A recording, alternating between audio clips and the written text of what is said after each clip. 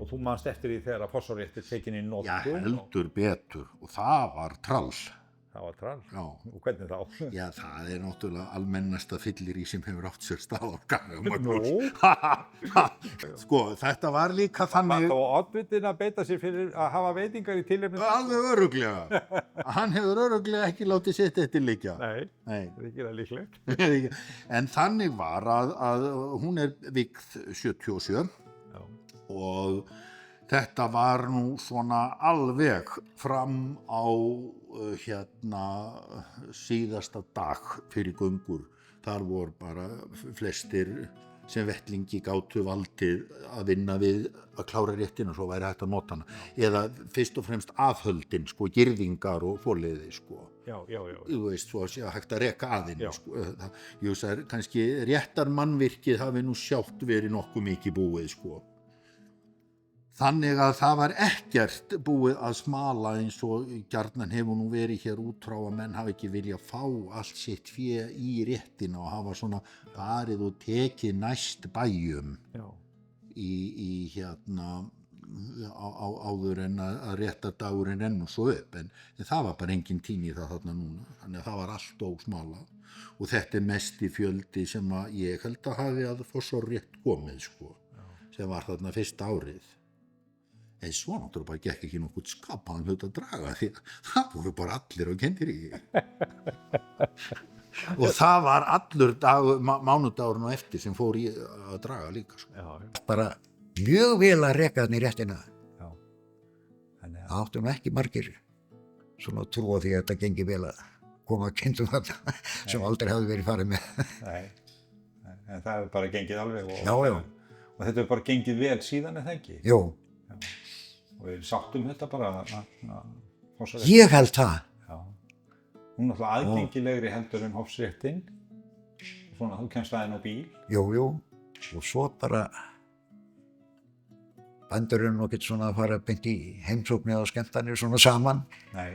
En það má bara segja að þetta var bara skemmtun hjá allir í sveitinni. Já. Já, og þarna komu allir bændinni saman. Já. Það skiptist náttúrulega bara um fossa og áður Jú, hvað réttin. já, svo Fyrir kom utan bara búfénað. einhverjir 3-4 menn með fjó og klíktarétt og inn í Já. hofsrétt sko. Já.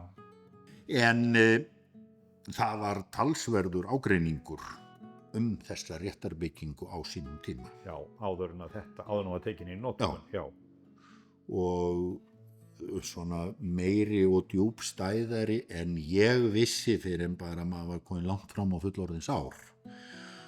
Sko þannig að tjarnarétt eða klittarétt, hún byggð þarna 25-6 en hofsréttin samkvæmt Hilmari 46, þannig hún 20 árum yngri Já. og helvíti mikið barlegri heldur en tjarnaréttin eða klittaréttin var orðin. Já.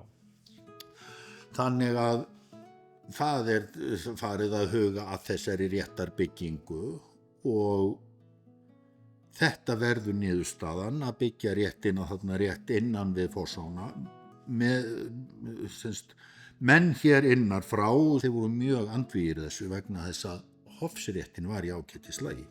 Já.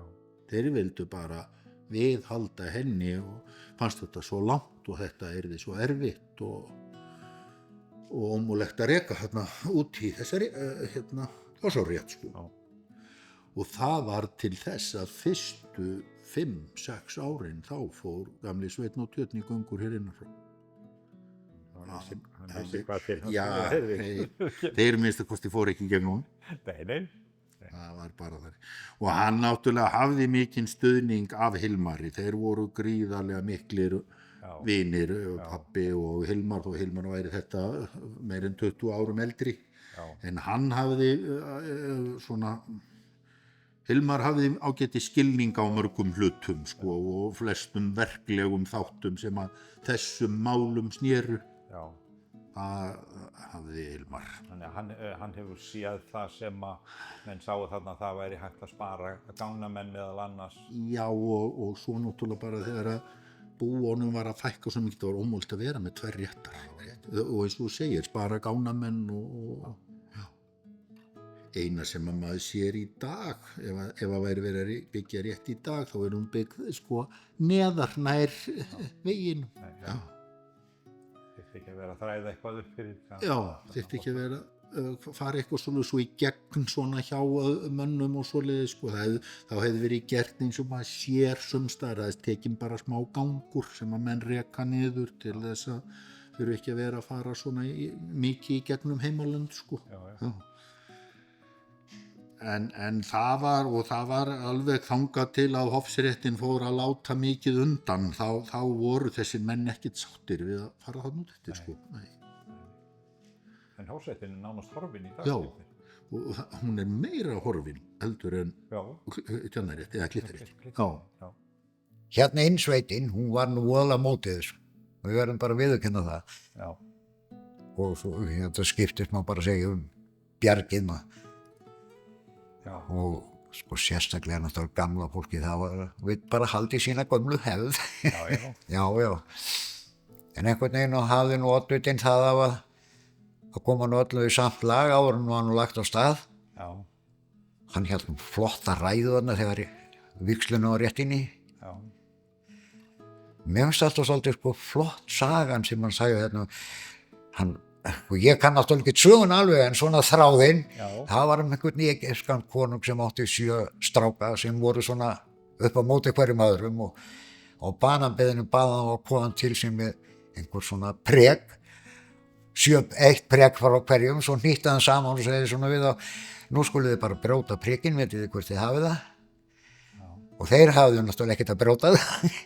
Þangað til hann leysir því sundur og segir þá getið þið tekið bara 1 og 1 og þá brjótaður allir prekin og þá segir hann svona þetta getið þið eru svona einir en þegar þið standið saman þá gengur allt betur.